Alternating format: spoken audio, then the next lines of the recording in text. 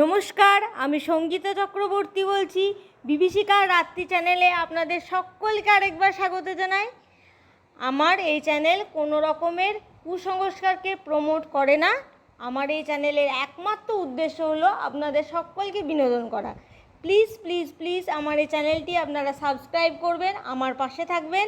আর আপনাদের কাছে কোনো নতুন ঘটনা থাকলে আমার মেল আইডিতে লিখে পাঠাবেন। আমার মেল আইডি নিচে ডেসক্রিপশন বক্সে দেওয়া রয়েছে। আজকে যে ঘটনাটি আপনাদের শোনাতে চলেছি সেটি হচ্ছে একটা রাজ ফ্যামিলির ঘটনা। চলুন বন্ধুরা, ঘটনাটা বেশ একটু অন্য ধরনের ঘটনা। এটা ঘটনাটা লিখে পাঠিয়েছে ইপসিতা মিশ্র। সে লিখে পাঠিয়েছে, দিদিভাই আমি রাজ ফ্যামিলিরই মেয়ে, এই ঘটনাটা তোমাকে লিখে পাঠাচ্ছি। এটা একটা অন্য ধরনের ঘটনা, তোমার পড়লে বা তোমার চ্যানেলে শোনালে নিশ্চয়ই সকলে ভীষণ ভালো বলবে, তাই আমি ঘটনাটা লিখে পাঠালাম। আর আমি তোমার চ্যানেলের রোজের শ্রোতা, আমি রোজ তোমার চ্যানেলের যে ঘটনাগুলো আসে সেগুলো শুনি, আমার ভীষণ ভালো লাগে। থ্যাংক ইউ ইপসিতাদি আমাকে এভাবে সাপোর্ট করার জন্য, আর এত সুন্দর একটা ঘটনা আমার চ্যানেলকে উপহার দেওয়ার জন্য। আমি আমার চ্যানেলে প্রথম রাজ ফ্যামিলির কোনো ঘটনা পড়ে শোনাতে চলেছি। চলুন বন্ধুরা, ঘটনাটির দিকে এগিয়ে যাওয়া যাক। ইপসিতাদি লিখেছে যে সে রাজ পরিবারের মেয়ে। সে বলেছে যে আমার জায়গাগুলো আর নামগুলো একটু মেনশন করা যাচ্ছে না, কারণ আমাদের ফ্যামিলি ভীষণ বড় ফ্যামিলি। আমাদের আত্মীয় স্বজন প্রচুর রয়েছে, যেহেতু একটা বিশাল ফ্যামিলি থেকে আমি বিলং করি, তাই জন্য আমি আমার ফ্যামিলির ডিটেলস দিতে পারলাম না, শুধু ঘটনাটাই লিখে পাঠালাম। তোমার ভালো লাগলে তুমি পড়িও। ঠিক আছে, কোনো ব্যাপার না, ঘটনাটা আমি পড়ে শোনাচ্ছি, আপনারা শুনুন। ইপসিতাদি বলছে, সে রাজ পরিবারের ছোট মেয়ে, তার মা ছোট রানী। তাদের বিরাট রাজ পরিবার ছিল। তার মায়ের নাকি 8টা কন্যা সন্তান হয়েছিল, মানে ইপসিতাদি নাকি 8 বোন ছিল। তাদের কোনো ভাই ছিল না, তাই তার ঠাকুমা অল টাইম তার মাকে ভীষণ কথা শোনাতো। সবসময়তে বলতো যে তোমার জন্য তোমার গর্ভ থেকে কোনো রকমের উত্তরাধিকারী আমরা পেলাম না, এই বলে আমার মানে মাকে প্রচণ্ড অল টাইম কথা শোনাতো একটা। আমার মা ভীষণ কষ্ট পেত। তার সঙ্গে আমার বাবা মানে রাজামশাই, আমার মা তাকে রাজামশাই বলেই ডাকতেন আমৃত্যুকাল পর্যন্ত। তা আমার যে পিতা ছিলেন তিনি রাজা ছিলেন, তিনি কোনো দিনও আমি হবার পরে আর অন্দরমহলে আসেনি। তিনি অল টাইম নাচমহলেই পড়ে থাকতেন। আমার মায়ের পরপর 3টে সন্তান হয়, কন্যা সন্তান। তারপর থেকেই আমার বাবার একটু মানে আমার মায়ের দিক থেকে মন উঠে যায় প্রায়, তবুও তিনি আসতেন মাঝে মধ্যে মায়ের কাছে থাকতেন। তা আমি হবার পর থেকে বাবা একদমই মায়ের মুখ দেখা বন্ধ করে দিলেন। আর আমার তো তিনি মুখই দেখেননি আর কি। আমি হবার পরে তিনি আমার মুখটা পর্যন্ত দেখেননি। তিনি অল টাইম নাচমহলেই পড়ে থাকতেন তার একজন প্রিয় নর্তকীর কাছে। তা আমার মা সেগুলো চোখে দেখত। আমাদের রাজ পরিবারের বিশাল একটা ঐতিহ্য ছিল, আপনারা হয়তো দেখে থাকবেন রাজবাড়ি যেরকম হয় ঠিক সেরকমই ছিল। অন্দরমহলে মা থাকতো, ঠাকুমারা থাকতো, সেখানে কোনো জানলা ছিল না, সেখানে ফুটো ফুটো ফুটো ফুটো ইয়ে করা থাকতো, মানে জানলার জায়গাতে করা থাকতো, সেখান দিয়ে বাইরেটা যতটুকু দেখতে পেত। মানে অন্দরমহলে কেউ দেখতে পেত না যে অন্দরমহলে রানী রয়েছে, রাজকুমারী এদেরকে কেউ দেখতে পেত না। তা আমার মারাও যখন চান করতে যেত কোনো কারণে পুকুরে, আমাদের নিজস্ব পুকুর ছিল, সেখানে যখন চান করতে যেত তখন আমার মারা পালকিতে করেই যেত। মানে বেশ একটা ঐতিহ্যপূর্ণ ব্যাপার ছিল আমাদের বাড়ির। তা আমার মা প্রত্যেক দিনই দেখতো যে আমার বাবা মানে রাজামশাই অল টাইম ওই নর্তকীর কাছেই পড়ে রয়েছে। তারপরে একদিন এক দাসীর কাছে খবর পায় আমার মা যে সেই নর্তকী নাকি গর্ভবতী। আমার মা তখন ভীষণ মানে দুঃখ বেদনা যন্ত্রণা ভীষণ পায় যে বাবার কাছ থেকে একটা মানে এত মানে কষ্টের সে মানে তিনি আর পাননি। এত ছোটোবেলাতে তার সাথে বাবার বিয়ে হয়েছে, এতগুলো দিন তার সঙ্গে কাটিয়েছে, হঠাৎ করে বাবা মানে একজন নর্তকীর সঙ্গে সম্পর্ক করলো, একজন রাজার সঙ্গে একজন রানীকেই মানায়। তার সন্তান জন্ম দেবার অধিকার একমাত্র রানীরই থাকে, কোনো নর্তকীর সে অধিকার আছে, এই জিনিসটা আমার মা কিন্তু মেনে নিতে পারে। আমার মাও ছিল জমিদার ফ্যামিলির মেয়ে, তার বাবা বিশাল বড় জমিদার ছিল, মানে আমার যে দাদা ঠাকুর ছিল। তা আমার মা এই খবরটা শুনেই আমাদের সবাইকে নিয়ে মা বাড়ি চলে যায়। আমাদের মা বাড়িতে একটা কালী মন্দির আছে, খুব জাগ্রত কালী মন্দির, ছিন্নাবস্তা মায়ের মন্দির, ওটা শ্মশান কালী মন্দির আর কি। ওই মায়ের একজন পূজারী ছিলেন, মানে সাধিকা যাকে বলে, সে সাধিকা ছিল। তা সে সাধিকা ছিল, সে কিন্তু বিরাট বড় সাধিকা ছিল। আর তার সঙ্গে কিন্তু মানে ওকে বলতে পারেন চেরা চামুন্ডা ছিল আর কি। মানে ওর সমস্ত কাজই মানে আমরা কেউ দেখতে পেত না, সাধারণ মানুষ কেউ দেখতে পেত না। ওই মানে যে সাধিকাটি ছিলেন তার সমস্ত কাজ কিন্তু তারাই করত। মানে সে বিরাট করে যখন কালী পুজো হতো, ছিন্নাবস্তা কালী যখন পুজো হতো, কালী পুজোর সময় তার খাবারের জোগাড় জান্তি সমস্ত কিছু যেন নিজেই হয়ে যেত। কেউ কিন্তু কিছুই করতো, কোনো ভক্তের কাছেও কোনো কিছু চাইতো না, গ্রামের কারু কাছেও কোনো সাহায্য নিত না, সে নিজেই কিন্তু সমস্ত কিছু করতো। সবাই নাকি বলতো তার যে চেরা চামুন্ডা আছে তারাই নাকি সমস্ত ব্যবস্থা করে। আমার মা নাকি তার কাছে গিয়ে পড়ে, তার পায়ে গিয়ে পড়ে বলে যে আমি হচ্ছি ওই পরিবারের রানী, তা আমি রানী হয়েই থাকতে চাই, আমার জায়গা যেন না কেউ নিতে পারে। তা তখন সে সাধিকাটি বলে যে তুই যা চাইছিস আমার কাছে তোকে আমি তাই দেব, তুই যা কিন্তু আমি যেটা বলবো সেটা তোকে কিন্তু করতে হবে সঠিকভাবে। তুই যদি সেটা সঠিকভাবে করতে পারিস তাহলে তুই যা চাইছিস তার অন্যথা কিন্তু কিচ্ছু হবে না, তুই যেটা চাইবি যখন চাইবি তখনই পাবি। সে সাধিকাটি ছোটোর থেকে আমার মাকে দেখতো আর কি, আমার মাকে কিন্তু খুব ভালোবাসতো। গ্রামের জমিদারের মেয়ে ছিল, আমাদের বাড়িতে তিনি আসতেন মাঝে মধ্যে, কোনো মানে পুজো হলে আর হলে আমার দাদামশাই আর কি তাকে ডাকতেন। তিনি গ্রামের এত বড় একটা সিদ্ধ কালী মানে ছিন্নাবস্তা কালী তিনি পুজো করতেন, তার ভীষণ নাম ছিল। তাই জন্য আমার মানে দাদামশাই বাড়িতে কোনো শুভ কাজ শুভ অনুষ্ঠান হলে তাকে ছাড়া কিন্তু করতেন না। তাই আমার মাকে তিনি কিন্তু ভীষণ ভালোবাসতেন নিজের মেয়ের মতন। তিনি বলেন যে আমি আমার একজনকে তোর সাথে পাঠাচ্ছি, আমি যবে তোকে যেরকমভাবে বলবো তুই শুধু এই কাজটা সেরকমভাবে করে দিবি, ব্যাস তোকে আর কিচ্ছু করতে হবে না। আর তোকে কিন্তু ওকে পেট ভরাতে হবে, পেট ভরার মতো খাবার কিন্তু ওকে দিতে হবে।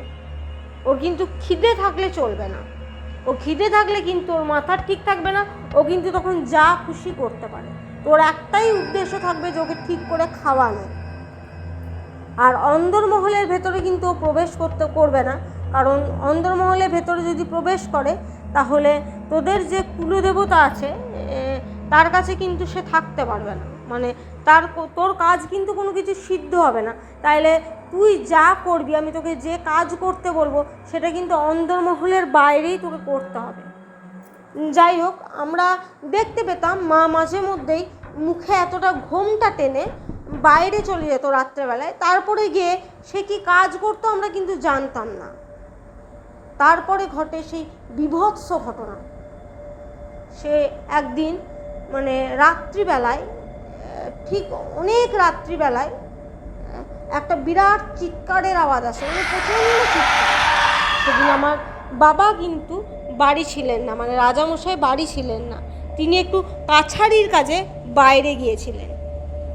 সেই চিৎকার আওয়াজে পুরো রাজমহল কেঁপে ওঠে। আমাদের যে রাজপরিবার, রাজমহল, যে এত লোকজন ছিল সবাই জেগে ওঠে।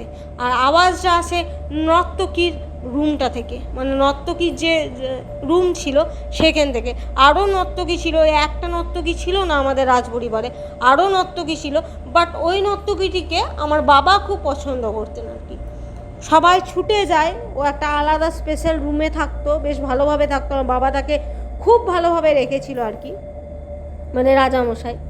তা সবাই যখন ছুটে যায়, দাস দাসী সমস্ত কিছু ছুটে যায়, তখন দেখে ও ভর পেট 9 মাস বাচ্চাটা আর 1 মাস হলেই বাচ্চা হয়ে যেত আর কি, এরকম অবস্থা ছিল।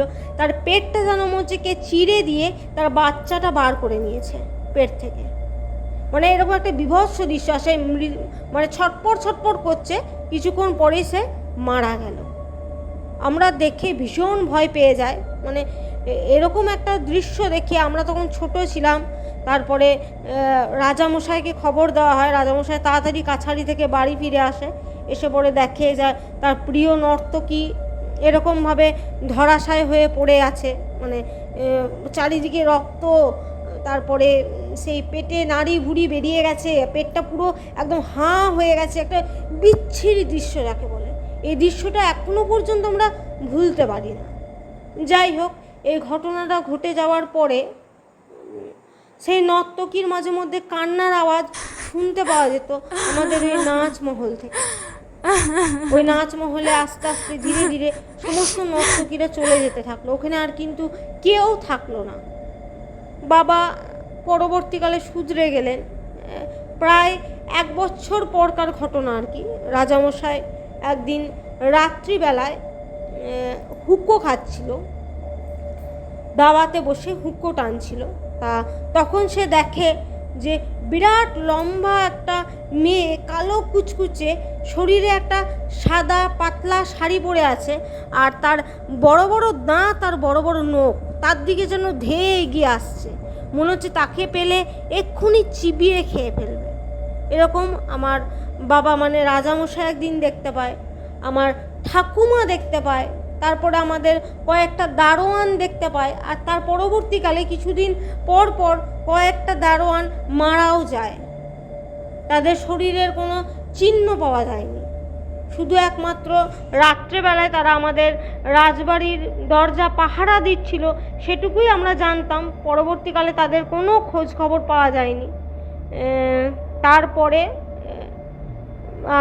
মানে মা সেই সাধিকার কাছে আবার ফিরে যায়। ফিরে গিয়ে পরে বলেছিল যে তার যে চেরা চামুন্ডাকে পাঠিয়েছে তার সাথে, তাকে যেন ফেরত পাঠিয়ে নেয়, কারণ সে আর তাকে সামলাতে পারছে না। তা সে বলেছিল যে এটা আর সম্ভব নয়, আমি যাকে পাঠিয়ে দিয়েছি সে কিন্তু আর আমাদের কাছে ফিরে আসবে না, সে কিন্তু ওইখানেই থাকবে। তা তোকে ওর খাবার জোগাড় কিন্তু দিতেই হবে। তুই যদি খাবার জোগাড় না দিতে পারিস তাহলে ও কিন্তু তোকে শেষ পর্যন্ত গ্রাস করবে। তা ঘটনাটাও ঘটেছিল তাই। একদিন রাত্রিবেলায় আমার মা নাকি রাত্রিবেলায় কাকে খাবার দিতে যেত অন্দরমহলের বাইরে। তার জন্যে আমার মায়ের জন্য প্রত্যেক দিন একটা করে ছাগল এনে দিতে হতো, ছাগলের মাংস আর কি। মা রান্না করতো, রান্না করার পরে মধ্যরাত্রিতে মা এতটা ঘুমটা দিয়ে প্রত্যেক দিন, মানে যখন থেকে এই ঘটনাটা ঘটেছিল, ওই নাচমহলের মেয়েটা মানে যে নর্তকীটা ছিল মারা গেছিলো, তার আগের থেকেই মা নাকি এই জিনিসটা শুরু করেছিল। মা নাকি মধ্যরাত্রিতে কাকে একটা খাবার দিতে যেত। আমার মা সেদিনকে খাবার নিয়ে যায়, তারপরে আমার মা আর ফিরে আসেনি। আমার মায়ের দেহও পাওয়া যায়নি, আমার মায়ের কোনো খোঁজ খবরও পাওয়া যায়নি। এটাই ছিল ঘটনা। এর কোনো বৃত্তান্ত আমাদের কাছে নেই। আমরা জাস্ট লোকের মুখে শুনেছি যে, আর বাবার মুখেও শুনেছি রাজামশাইয়ের মুখে, যে একটা কালো কুচকুচে সাদা শাড়ি পরা একটা মহিলা নাকি আমাদের রাজমহলের আশেপাশে ঘোরাঘুরি করে। আমার মা মারা যাবার পর থেকে আমরা আর কেউ রাজমহলে থাকিনি। রাজমহলে এক এক করে নর্তকীরাও সব চলে গিয়েছিল। রাজমহলে বিভিন্ন খারাপ কাজ হচ্ছিল, মারা যাচ্ছিল, তারপরে বিভিন্ন ধরনের মানে অলৌকিক ঘটনাগুলো ঘটছিল। মানুষজন খারাপ ইয়েকে দেখতে পাচ্ছিল, একটা আত্মাকে দেখতে পাচ্ছিল। তারপর রাজামশাই মানে আমার বাবা আমাদের সকলকে নিয়ে রাজবাড়ি ছেড়ে আমরা অন্য এক জায়গাতে বাড়ি কিনে আমরা সেখানেই এখন থাকি। আমরা সে রাজবাড়িতে যাই না। আমরা একমাত্র আমাদের কুলদেবতা যখন রঘুনাথের পুজো হয় আমরা ঠিক তখনই একমাত্র যাই, তখন গিয়ে পরে পুজো আজা হয়। তারপরে আমাদের রঘুনাথের যখন পুজো হয়, বছরের পুজো, দিনের বেলায় পুজো হয়, দিনের মধ্যে খাওয়া দাওয়া সমস্ত গ্রামের লোকেদের খাওয়া দাওয়া সারিয়ে আমরা সন্ধ্যের আগেই ফিরে চলে আসি। এই ছিল সেই ভয়াবহ ঘটনা যেটা আমি তোমাদের চ্যানেলে শেয়ার করলাম, এটা একটা সত্যিকারের ঘটনা। এটা সত্যিকারের ঘটনা বলেই আমি কিন্তু চ্যানেলে কোনো রকমের জায়গার নাম আর বৃত্তান্ত দিতে পারিনি। যদি তোমার এই ঘটনাটাকে অলৌকিক বা সত্যি বলে মনে হয়ে থাকে, অন্যরকম বলে মনে হয়ে থাকে, তাহলে তুমি তোমার চ্যানেলে শুনিও। ধন্যবাদ এই ঘটনাটি পাঠানোর জন্য। ঘটনাটি সত্যি ভীষণ অলৌকিক আর অবাক করা একটা ঘটনা ছিল। আমি জানি না শ্রোতাদের কীরকম লাগবে, আশা করি আমার বিভীষিকার রাত্রি চ্যানেলে যে শ্রোতা আছে তাদের ভীষণ ভালো লাগবে। আর এরকম যদি কোনো অলৌকিক ঘটনা আমার যে শ্রোতারা আছে তাদের সঙ্গে ঘটে থাকে, তাহলে তোমরা সেটা আমাকে জানাতে পারো। আমার টিম যদি সিলেক্ট করে তোমাদের সে ঘটনা, তাহলে আমি নিশ্চয়ই পড়ে শোনাবো। আমার ঘটনা পাঠানোর উপায় হলো আমার মেল আইডি, যেটা আমার ডেসক্রিপশন বক্সে দেওয়া আছে, সেখান থেকে তোমরা ঘটনা পাঠাতে পারো। আমি অবশ্যই ঘটনা পেলে নিশ্চয়ই পড়ে শোনাবো। ধন্যবাদ।